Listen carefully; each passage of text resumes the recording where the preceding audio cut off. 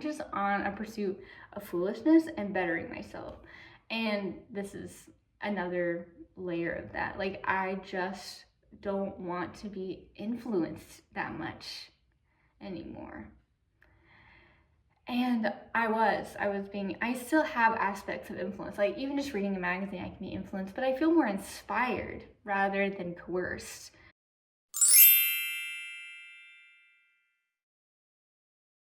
Life is changing, and I'm in my new apartment. I frequently delete social media, get it back. I hate my life again after 6 months. But as an artist, it feels necessary to have it, right? And I don't know what the balance is. I love being invisible and making art, but then at the same time, being invisible and making art feels like I'm doing nothing. But the reality is I am making art. I make things all the time. I've been thinking a lot about at least going to see an improv show. I really want to. I just don't know why I haven't been bold enough to actually do it. If you guys have any recommendations as to where I should go in Kansas City to check out some improv shows, I would be really interested. Because if I'm honest, I'm so interested in doing comedy. I lack boldness for that, I feel, but in my everyday life, I feel like I play my life as a skit, which is maybe some form of imposter syndrome. But I feel like every day the world is kind of just my performance. And because I'm a barista, I work at a coffee shop, and I feel like making my coworkers laugh, making customers have a good day, because the coffee shop I work at is actually in a hospital, so it's like you're actually confronting people who are sad, or people that are nurses or doctors who are constantly facing other people's hardships and having to be the front of that, I don't know exactly what that looks like for them. I don't know if I would have the biggest capacity to do that, but I admire those people, especially those people that can do it with such joy. There's a lot of people that do it, they freaking hate their lives and they're grumpy pusses. I've been thinking about, what's her face? Veronica's cool. Okay, that's who I'm thinking of, but what's her last name? It's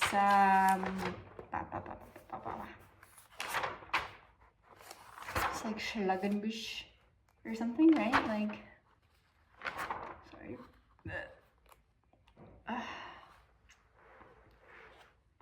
Oh my gosh. Oh my gosh. Slavkowska. Sorry. I'm gonna have to look up a video on how to actually say that. Anyway, I only know her as Veronica is cool. This chick. That's a girl. That's what I'm thinking of. I've been thinking about the fact that she just started doing videos. She's on SNL now. I was watching her podcast I don't know, 3-4 years ago now, where right when it first started. I started watching it right when she released her first episode of that podcast. And I hate to admit it, but I'm I envy that. I want that. I don't feel bold enough to do that or proclaim that, and that's the part of art, right? That's the audacity. That's so much of art. That's modern art, especially because I do aspects of modern art. And it's just about having the audacity to do it. People all the time are like, I could do that. My kid could do that, whatever, but you didn't, okay? You didn't put a banana on a wall. You didn't submit a urinal into a gallery. You didn't paint that square. There's a lot of depth and emotion that also goes into abstract art, but I feel like there's also a similar kind of conversation that can be had about comics. You know, it's like, it's a form of modern art, and it's an expression of the culture. So art, both in, like, you know, there's all different kinds of art. You know, everyone has different definitions of what art is or could be, but in a traditional sense, you know, like thinking about like painting or drawing or graphic design, all those traditional forms of art. Then you also have the performative forms of art, right? And comedy falls under that as well. And both of those feel similar in the sense where you have to have the audacity to do something. You have to be bold enough to actually try. And it's also a lot of like self-promotion. And that's part of my realm of art that feels really difficult. I honestly dislike the self-promotion. It feels difficult to do that for me. And even on like a basic business level of literally just taking pictures of my work in progress and finished, like actual photos, especially, you know, it would be nice to not have them be iPhone photos, but truth be told, I'm kind of lazy in that way, and I hate that. But it's like the area of the art world that is tedious, and there's so many layers to that in different kinds of art, like in the performative, creative, comedic sense. You know, it's like you have to go, you have to perform, you have to be willing to try things and be foolish. Being foolish is like a huge thing. And so I want to be foolish. I shut down, I kind of freeze, which I feel like is a really normal response.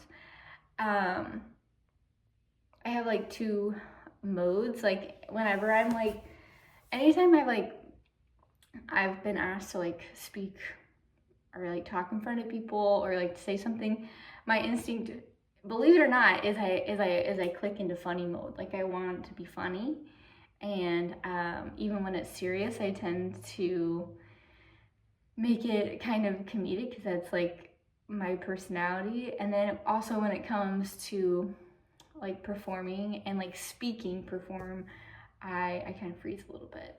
Singing, or, you know, like I have done it before, like the small acts of performing. I did dance like my whole life, and dancing for me was like really easy. It wasn't like to perform, not actually the dance itself. I wouldn't say I was incredibly talented in the in the dancing realm, but I enjoyed it enough to keep doing it. And the act of performing on a stage in front of, like, you know, lots and lots of people in an auditorium, be like actually just became really easy and like second nature.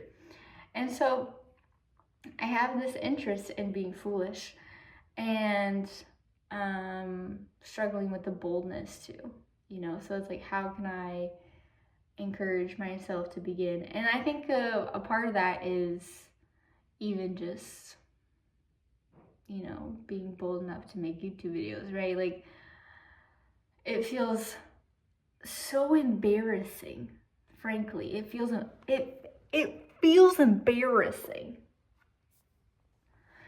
But here we are. This is my pursuit of foolishness, and just feeling inspired. I'm feeling kind of inspired to make things. I'm feeling inspired to be silly.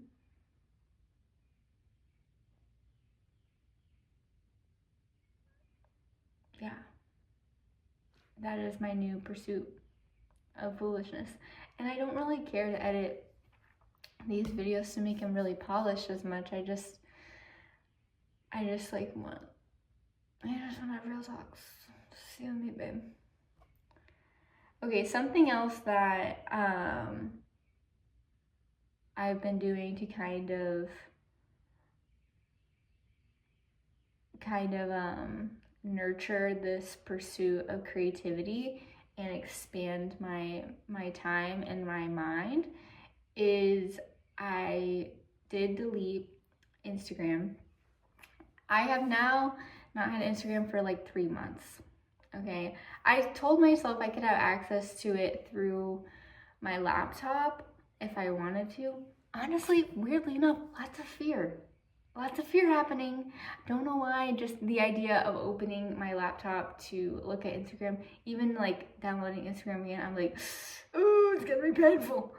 I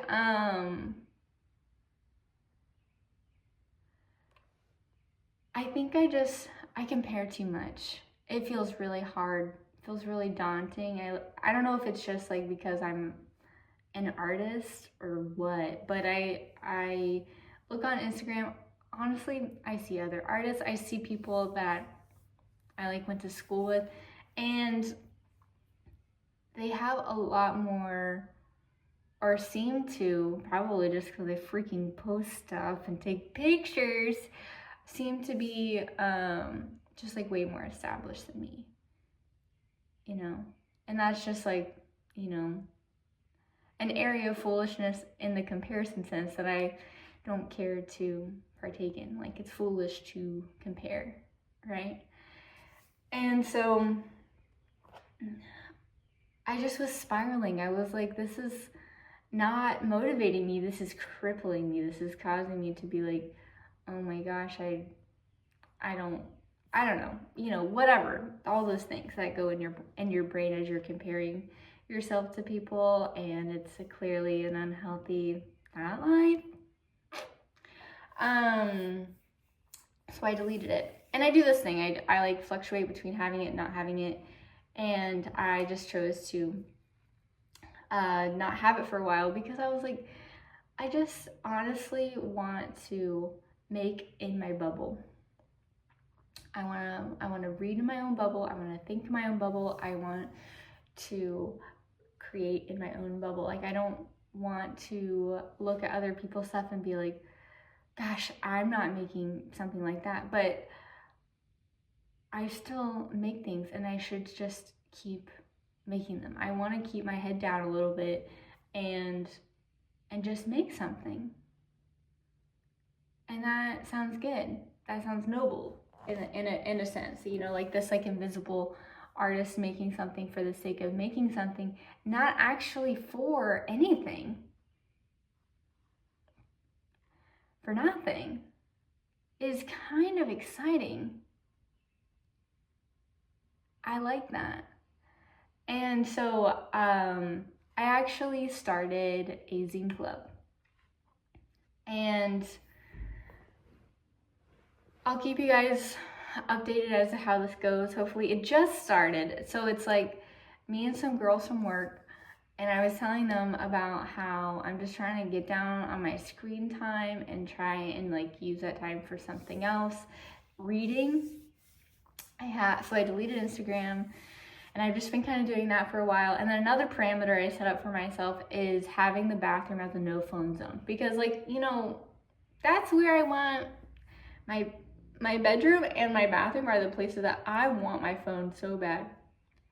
And so I do still have TikTok, and thankfully TikTok is just boring enough for me. Like, I'm like, Instagram has got me in a chokehold. And so TikTok, I'm like, okay, I'm tired of this now. I can stop.